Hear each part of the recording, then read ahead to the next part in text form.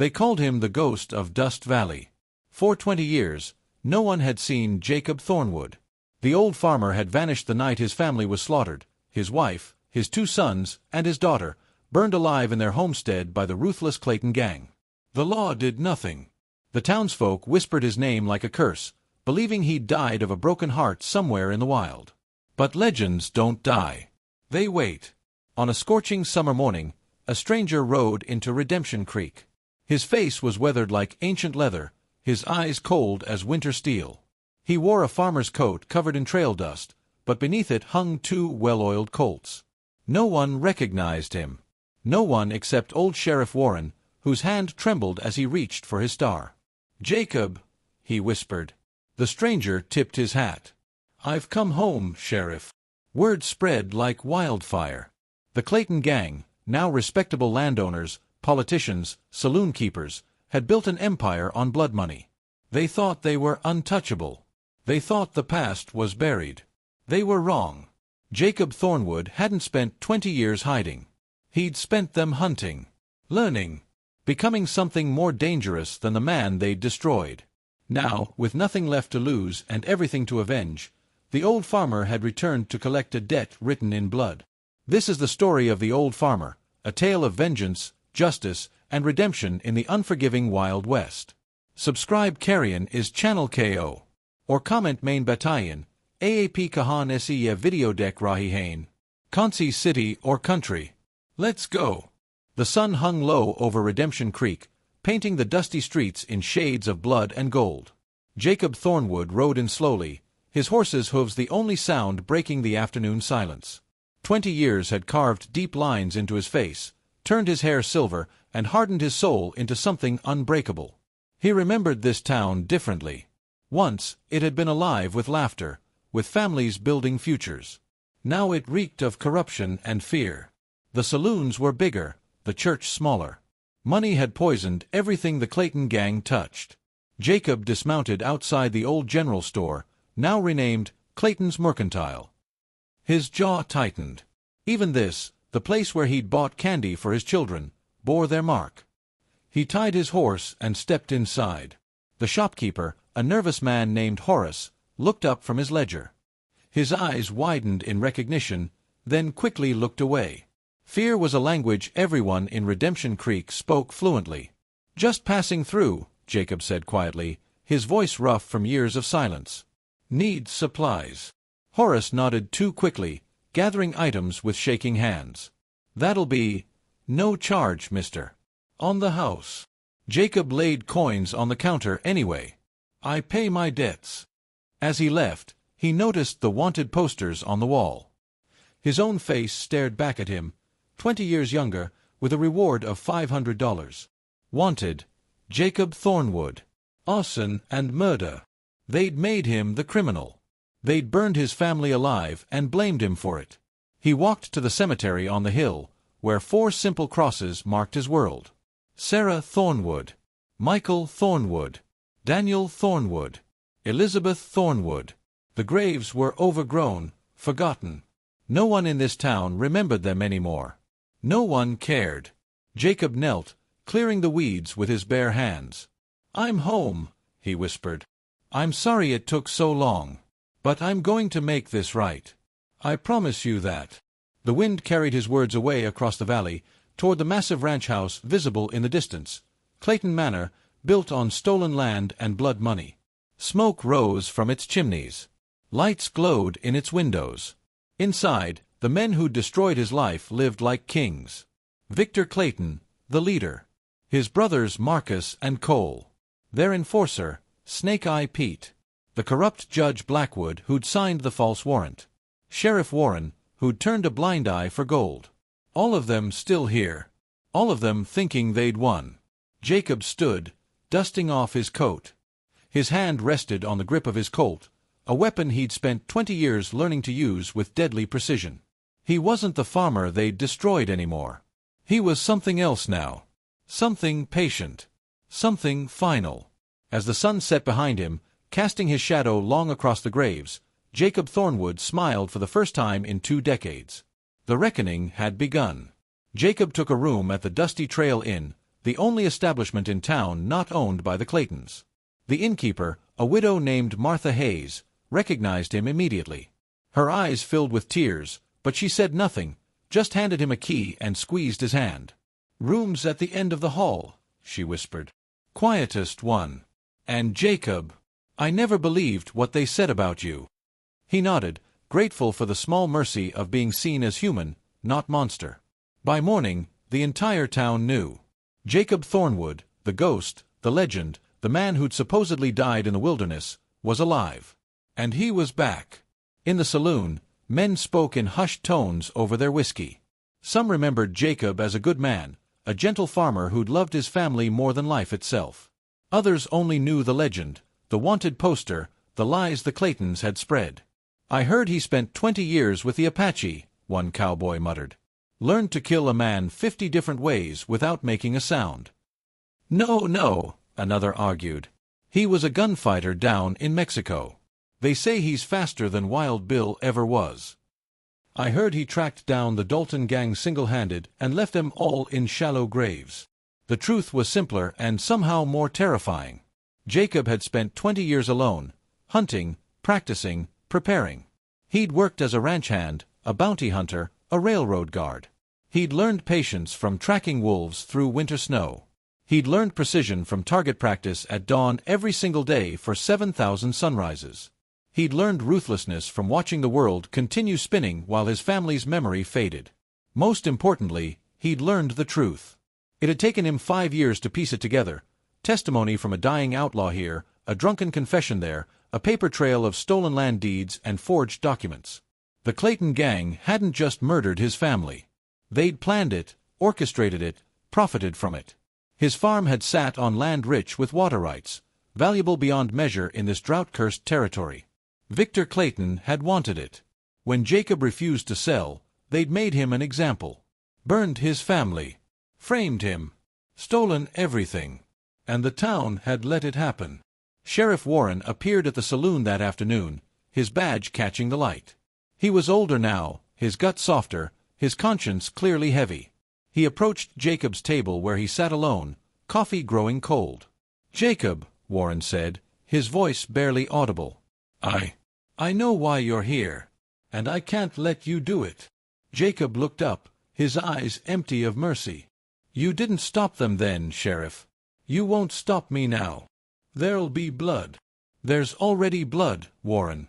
20-year-old blood that's been crying out from the ground. I'm just here to answer." The sheriff's hand hovered over his pistol, trembling. Then, with a heavy sigh, he turned and walked away. Some debts, he knew, were beyond the law's power to settle. Jacob's first move came 3 nights later, swift and silent as a prayer. Snake-Eye Pete was the easiest target, a man whose cruelty had only grown with age. He spent his evenings at the Lucky Dollar Saloon, drinking himself stupid and terrorizing anyone who looked at him wrong. He was the one who'd lit the torches. The one who'd barred the doors while Jacob's family screamed inside. Jacob waited in the alley behind the saloon, patient as death itself. When Pete stumbled out near midnight, reeking of whiskey and violence, he never saw it coming. One moment he was fumbling with his belt, the next he was slammed against the wall, an iron grip around his throat and cold steel pressed against his temple. "Remember me, Pete?" Jacob's voice was a whisper from the grave. Pete's one good eye went wide with terror. "Thornwood, you're dead. So are my wife and children. Difference is, they were innocent. It wasn't. Clayton made us. We was just followin' orders. You smiled while they burned. I saw you through the window before you knocked me unconscious. You smiled." Pete's bladder gave out. "Please. I got money. I can pay." "There ain't enough gold in California to buy what you owe." The gunshot echoed through the alley. Jacob let the body drop, then melted into the shadows before the first curious faces appeared at the saloon doors. By sunrise, the town was in chaos. Snake-Eye Pete, the Clayton Gang's most feared enforcer, was dead, shot clean through the heart. No witnesses. No clues. Just a body and a message scrawled in the dirt beside it. "One down." Victor Clayton received the news in his manner, his breakfast coffee turning cold as his brother Marcus paced like a caged animal. "It's him," Marcus growled. "Has to be. That farmer's come back for blood." Victor's face remained calm, but his knuckles whitened around his cup. One lucky shot doesn't make him dangerous. Pete was drunk, careless. "We're not." "You didn't see his eyes at the store," Judge Blackwood wheezed from his chair. The old corrupt judge had grown fat on bribes. "I saw him yesterday. That ain't the same man we burned out. That's something else." "He's one man," Victor snapped. "We're an empire. We own the law, the land, the people. What's he got? Memories and hate." "Sometimes," Cole Clayton said quietly from the window, watching the town below, "that's all a man needs." Victor slammed his fist on the table. "Double the guards. No one travels alone. And put out word, $10,000 to whoever brings me Jacob Thornwood. Dead or alive, I don't care which." But even as the Claytons fortified their positions, even as hired guns rode in from 3 counties over, everyone in Redemption Creek felt it, the shift in the air, the gathering storm.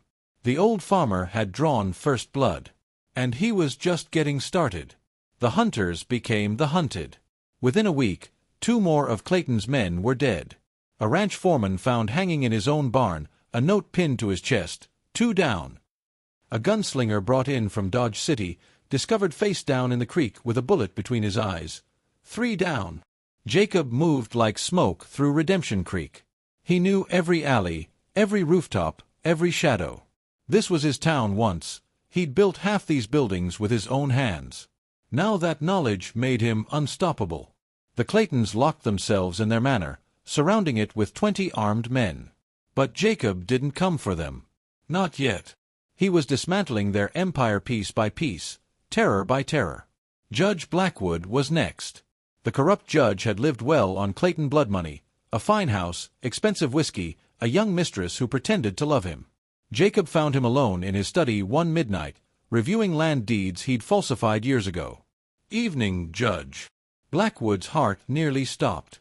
Jacob stood in the doorway like a phantom, both Colts drawn. "Thornwood, please. I was just doing my job." "Your job was justice. You sold it for gold. They would have killed me. I had no choice." Jacob's eyes were colder than a winter grave. "My children had no choice either. My wife had no choice when the smoke filled her lungs. But you chose. Every signature, every false warrant, every lie, you chose. What do you want? Money. I'll give you everything. I want you to remember their names." Jacob's voice cut like a blade. "Sarah, Michael, Daniel, Elizabeth. Say them. What? Say their names. Sarah, Michael, Daniel, Elizabeth." Blackwood sobbed, his voice breaking. "Good. Now you can meet them." The judge lunged for his desk drawer, for the pistol hidden there. He never reached it. Jacob's shot was perfect, final. The body slumped over the stolen deeds, blood soaking into the fraudulent documents like poetic justice. 4 down. By now, panic had consumed the Clayton brothers. Marcus wanted to run, to take the money and disappear into Mexico. Cole suggested negotiating, offering Jacob whatever he wanted. But Victor, proud, arrogant Victor, refused to show weakness. "We end this tonight," Victor declared, gathering his remaining men. "We hunt him down like the dog he is. Spread out through town. Burn every building if you have to. I want him dead before sunrise." 15 armed men rode into Redemption Creek under cover of darkness, torches blazing, ready for war. The townspeople hid in their homes, praying the violence would pass them by. But Jacob wasn't hiding. He stood in the middle of Main Street, silhouetted against the moonlight, both Colts hanging loose at his sides. Waiting. One old farmer against an army of killers. Behind him, the church bell began to toll, midnight.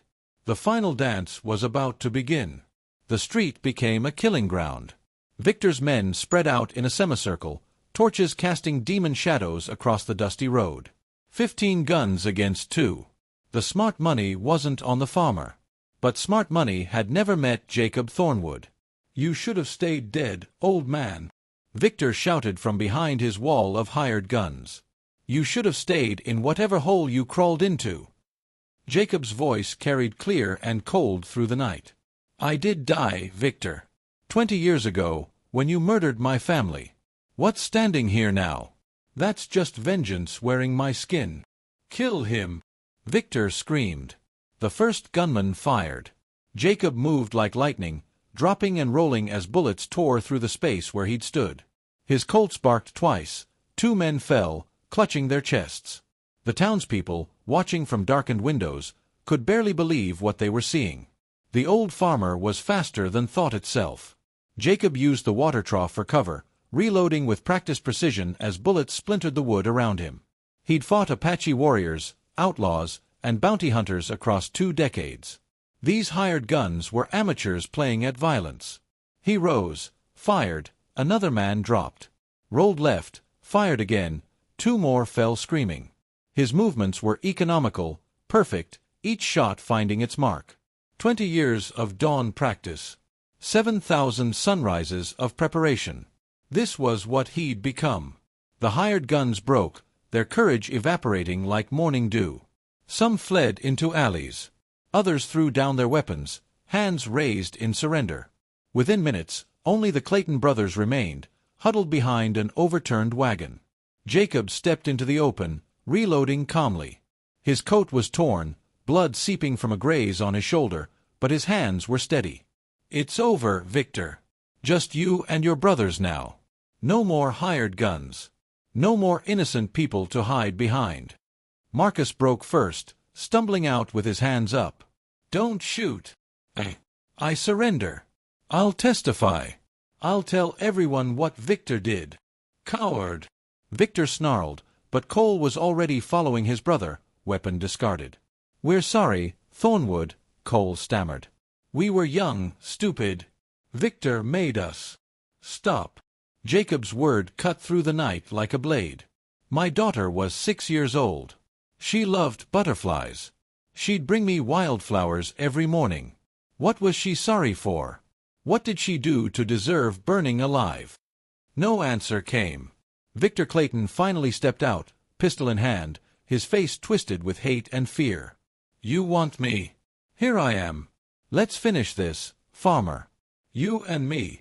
The 2 men faced each other in the street, the empire builder and the destroyed father, the murderer and the avenger. 20 years of pain compressed into a single moment. Draw, Jacob said quietly. Victor's hand moved, fast, desperate, but not fast enough. Jacob's Colt spoke once, final as judgment. Victor Clayton fell, clutching the spreading red stain on his chest, his empire dying with him. 5 down. Dawn broke over Redemption Creek like a promise of redemption. Jacob stood in the cemetery, the smoking Colt finally holstered. Marcus and Cole Clayton sat bound and broken at the sheriff's office, awaiting the federal marshal Jacob had telegraphed 3 days prior. Real justice, not the corrupted mockery that had ruled this town for 20 years.